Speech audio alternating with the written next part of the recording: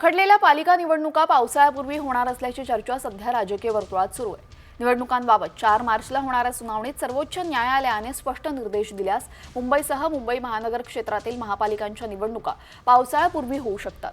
तर निवडणुका घेण्यासाठी निवडणूक आयोग सज्ज असून सुप्रीम कोर्टाच्या निर्देशाच्या प्रतीक्षेत असल्याची माहिती सूत्रांनी दिली आहे। मात्र आता 4 मार्चला होणारी सुनावणी पुढे ढकलली तर थेट ऑक्टोबर महिन्यामध्ये निवडणूक होण्याची शक्यता वर्तवण्यात येते।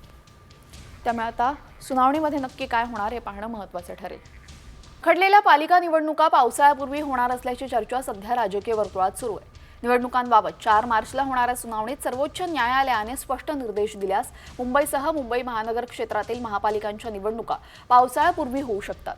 तर निवडणुका घेण्यासाठी निवडणूक आयोग सज्ज असून सुप्रीम कोर्टाच्या निर्देशाच्या प्रतीक्षेत असल्याची माहिती सूत्रांनी दिली आहे। मात्र आता 4 मार्चला होणारी सुनावणी पुढे ढकलली तर थेट ऑक्टोबर महिन्यामध्ये निवडणूक होण्याची शक्यता वर्तवण्यात येते।